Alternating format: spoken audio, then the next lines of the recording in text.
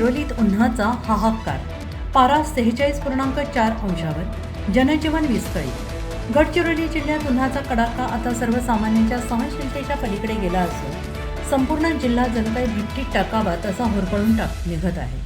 मागील 6 दिवसातील तापमानाची आकडेवारी पाहता जिल्ह्याचा पारा सातत्यानं 45 ते 46 अंशाच्या पार जात असून उष्णतेची तीव्र लाट कायम आहे.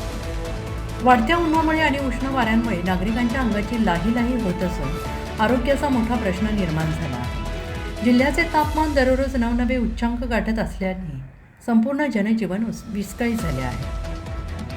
25 मे हा हंगामातील सर्वात उष्ण दिवस.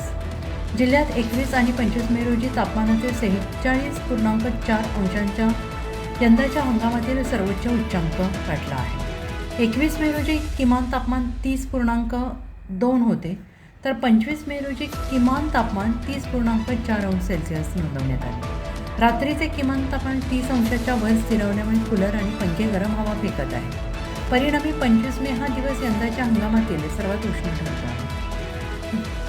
गडचिरोली जिल्हा हा विस्तीर्ण वनराईने वेढलेला आहे.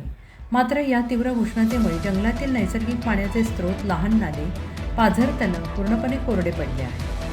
पाण्याचा एक थेंब मिळवण्यासाठी जंगलातील वाघ, बिबटे, हरणे, माकडे, विविध पशुपक्षी पाण्यासाठी जंगजंग भटकत असून कमालीचे कासवीत झाले आहे. पाण्याच्या अभावामुळे आणि उन्हाच्या तीव्रतेमुळे अनेक मुक्या प्राण्यांचा जंगलातच तडफडून मृत्यू होत असल्याच्या चिंताजनक घटना समोर येत आहेत. दुपारी रस्ते सामसून जणू आगीच्या ज्वाळा.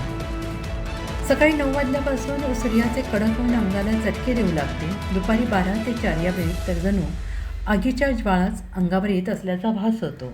उन्हाच्या तीव्रतेसोबतच वाहणाऱ्या उष्ण वाऱ्यांमुळे रस्त्यावरून चालणे कठीण झाले. यामुळे नागरिकांनी दुपारच्या वेळी घराबाहेर पडणे पूर्णपणे टाळले असून नेहमी गजबजलेले शहरातील मुख्य रस्ते आणि चौक आता दुपारी संपूर्णपणे सामसूम दिसत आहे. गडचिरोली संवाददाता आशिफ कुरेशी.